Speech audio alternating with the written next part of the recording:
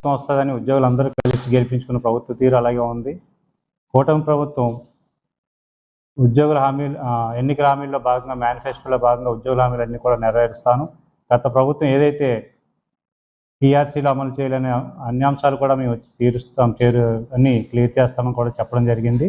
అలాగే వచ్చిన పీఆర్సీ వేస్తాము, హెల్త్ కార్డులు ఇస్తాము, ఇలాంటి పలు అంశాల మీద హామీలు ఇచ్చి ఉద్యోగుల తాలూకా మద్దతుతో గెలిచిందన్న విషయము స్వయంగా గౌరవ ముఖ్యమంత్రి వర్యులు ఒప్పుకున్నారు.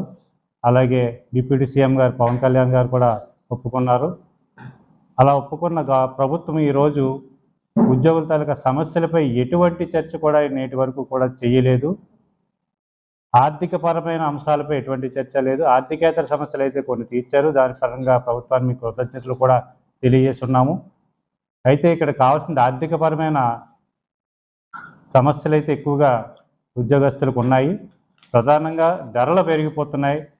ధరలు పెరుగుతున్న వెంటనే మనకి కేంద్ర ప్రభుత్వం డిఏ ఇస్తుంది. ఆ డిఏ ప్రకారం మనకి రాష్ట్ర ప్రభుత్వం వాటా ఎంత ఉందో రాష్ట్ర ప్రభుత్వం కూడా దాని ప్రకారంగా డిఏ అనౌన్స్ చేయవలసి ఉంటుంది.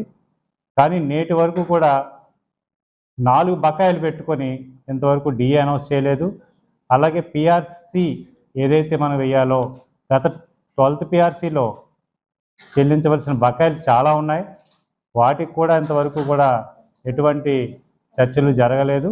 కొత్త పిఆర్సీ వేయవలసిన సమయము ఆసన్నమయ్యి కంప్లీట్ అయ్యి 2 years అయిపోతుంది. ఇంతవరకు కూడా పిఆర్సీ కమిషన్ కూడా వేయలేదు. ఇంకెప్పుడు వేస్తారని ప్రభుత్వాన్ని మేము ఈ సందర్భంగా ప్రశ్నిస్తున్నాము. మద్దతు తెలుపుతున్న ఉద్యోగ సంఘాలు అన్ని సంఘాలతో అలాగే ఇతర జేఏసీలతో కూడా మేము మాట్లాడడం జరుగుతుంది. ఇతర జేఏసీల మద్దతుతో కూడుకొని ఉద్యమ బాట పడతామని ఈ సందర్భంగా తెలియజేస్తున్నాము.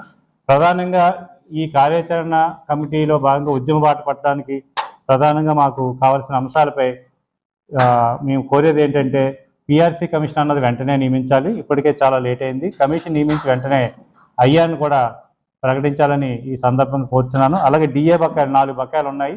ప్రభుత్వం వచ్చిన తర్వాత కూడా గత ప్రభుత్వం కానీ ఈ ప్రభుత్వం కానీ అవి కూడా వెంటనే చెల్లించాలి. వాటిని కూడా వెంటనే ప్రకటించాలని కోరుతున్నాను. అలాగే కాంట్రాక్ట్ అవుట్సోర్సింగ్ ఉద్యోగులపై గత కొన్ని సంవత్సరాలుగా ఏపీ జేసీ అమరావతి అనేది పోరాడుతుంది. వారి సమస్యలు కూడా వెంటనే పరిష్కరించాలని కోరుతున్నాము. అలాగే రిటైర్డ్ ఉద్యోగస్తులు ప్రభుత్వం తగ్గించిన అడిషనల్ క్వాంటమ్ ఆఫ్ పెన్షన్ అంటే ఏజ్ బేస్లో ఇచ్చే పెన్షన్ కూడా ప్రభుత్వం వెంటనే పునరాలోచించి దాన్ని పునరుద్ధరించాలని కోరుతున్నాము. అలాగే నిర్లక్ష్యానికి గురైన ఉద్యోగుల హెల్త్ కార్డుని తక్షణమే పూర్తి స్థాయిలో వినియోగులు తేవాలి. ఏంటంటే మేము హెల్త్ కార్డు ఉన్నదని చెప్పేసి మేము హాస్పిటల్లో జాయిన్ అయితే దాన్ని యాక్సెప్ట్ చేయకపోవడము, దానిపై కూడా సొంత జేబులో డబ్బులు ఖర్చు పెట్టింది కూడా మాకు పూర్తిగా రాకపోవడం, కొన్ని హెల్త్ కార్డులు కవర్ అవ్వకపోవడము, ఇవన్నీ కూడా ఇటువంటి అంశాలపై ఉద్యోగస్తులు చాలా ఇబ్బంది పడుతున్నారు గ్రౌండ్ లెవెల్లో.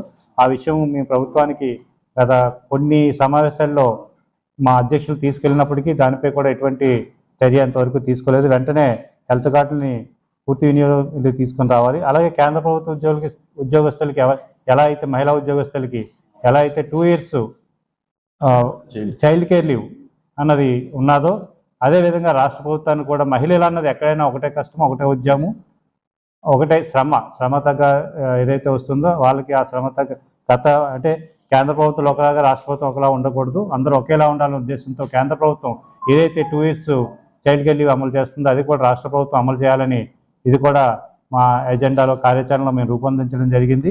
అలాగే ఉద్యోగులు రావాల్సిన బకాయిలు ఏవైతే ఉన్నాయో పెన్షను మేము గత రిటైర్మెంట్ టైంలో ఇస్తాము, డిఏ అప్పుడు చెల్లిస్తాము, ఐఆర్ అప్పుడు చెల్లిస్తాము, పిఆర్సీ ఇప్పుడు ఏదైతే మీరు అనుకున్నారో అవన్నీ కూడా ప్రతీ నెల పే స్లిప్లో వస్తే ఒక బాండ్ రూపంలో మీరు హామీ పత్రంలా ఉంటుంది కాబట్టి అదంతా కూడా పే స్లిప్లో వచ్చే విధంగా మీరు రూపొందించి మాకు ఇవ్వాల్సింది కోరుచున్నాము. ఎందుకంటే ఇది రేపు ఇప్పుడు నేను ఈ రోజు ఉన్నాను, నాకు రావాల్సిన బకాయిలు రిటైర్ టైంలో వస్తాయంటే ఆ రోజు మధ్యలో నేను ఉండొచ్చు, లేకపోతే చివరికి ఉద్యోగం చేస్తానో లేదో కూడా తెలియని పరిస్థితులు ఉన్నాయి. అలాంటి సమయంలో నాకు రావాల్సిన బకాయిలు మా కుటుంబ సభ్యులకు తెలియదు. తదుపరి కింద స్థాయిలో కూడా దాన్ని ఏ విధంగా తీసుకోవాలో కూడా తెలియని సందిగ్ధ పరిస్థితుల్లో ప్రజెంట్ ఉద్యోగస్తులు ఉన్నారు. కాబట్టి ఏవైతే బకాయిలు ఒక ఉద్యోగికి రావాల్సి ఉంటుందో డిఏలు అవనివ్వండి, ఏదైనా సరెండర్ లీవ్ అవనివ్వండి, ఏవైనా పెట్టుకున్న పెండింగ్ ఉంటే ఎక్కడైతే పెండింగ్ ఉన్నా అవన్నీ కూడా మీకు పలానా దగ్గర బకాయిలు ఉన్నాయి అని చెప్పి ప్రతి నెల వచ్చే ఐఆర్లో పే స్లిప్లోని పొందుపరిచి మాకు ఇస్తే ఇది వస్తుంది రేపు హామీతోనైనా మేము బతుకుతాము, పూర్తిగా ఉద్యోగం వరకు రిటైర్మెంట్ వరకు బతకగలము, ఆ పే స్లిప్ చూసుకొని మన చేతిలో బాండ్ ఉంది ఎప్పుడైనా వస్తుంది అని చెప్పేసి మనం ఒక హామీతో బతకగలమని నేను ఈ సందర్భంగా తెలియజేస్తున్న ఉద్యోగస్తులందరూ కూడా. నమస్కారం.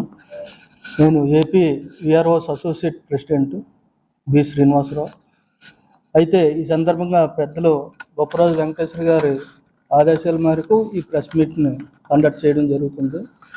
అయితే పెద్దలందరూ చెప్పింది చెప్పడం కాకుండా ఓన్లీ విఆర్ఓస్ అసోసియేషన్ గురించి చిన్నది ఒక మాట చెప్పదలుచుకున్నాను. ఈ మధ్యకాలంలో కర్నూలు జిల్లా నుంచి ఒక విఆర్ఓ కేవలం పని ఒత్తిడి చేత సూసైడ్ చేసుకొని హుస్సేన్ అన్న విఆర్ఓ గారు చనిపోవడం జరిగింది.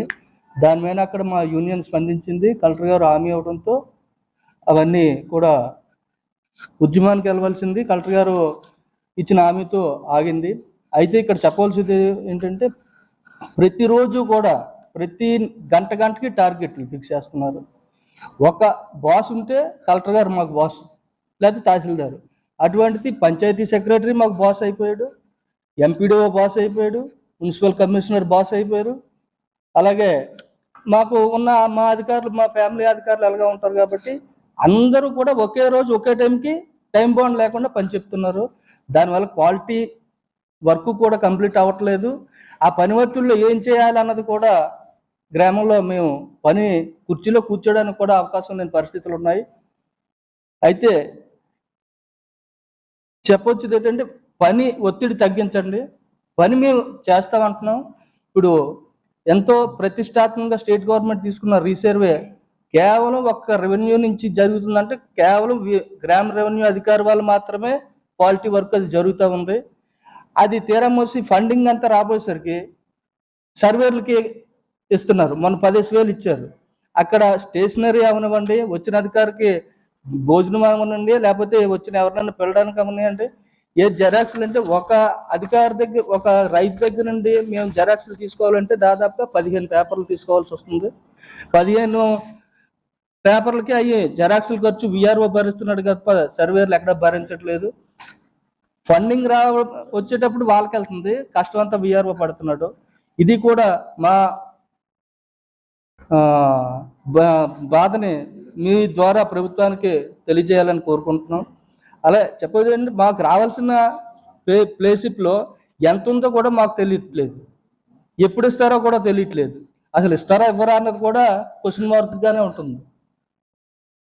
అది కూడా పే స్లిప్లోనే వస్తే మాకు ఇంత ఉందని మా భార్య బిడ్డలు చెప్పుకోవడానికన్నా మాకు ఒక ధీమా ఉంటుంది. రిటైర్ అయితే మనకి ఇంత డబ్బులు వస్తాయి కదా అని. ఇప్పుడు వచ్చిన వెంటనే చేస్తామని అన్నప్పటికీ కూడా 2 సంవత్సరాలు మా నాయకుడు బొప్పరాజు వెంకటేశ్వర గారు టైం ఇచ్చారంటే ఆయన ఓపిక చాలా మెచ్చుకోవాలి. ఎంతో మంది ఉద్యమం చేద్దామన్నా సరే ఆయన ప్రభుత్వం మీద ఉన్న అచంచలైన విశ్వాసంతో ఇంతవరకు ఓపిక పట్టారు. ఇంకా కాలం ఇప్పుడు పిఆర్సీ కమిషనర్ నియమించినా సరే 1 year వాళ్ళు టైం తీసుకుంటారు. అంటే అప్పటికి ప్రభుత్వం వచ్చి 3 సంవత్సరాలు పూర్తి అయిపోతుంది. 3 సంవత్సరాలు పూర్తి అయిపోయిన తర్వాత ఎప్పుడు ఇస్తారు దాన్ని. కాబట్టే ఈనాడు మా నాయకులు ఆలోచించి ఇప్పటి నుంచే కార్యాచరణ మొదలుపెట్టారు. కాబట్టి వెంటనే చర్చలకు పిలిచి మా నాయకులతో చర్చలు చేస్తారని మీ ద్వారా కోరుకుంటున్నాం. Thank you.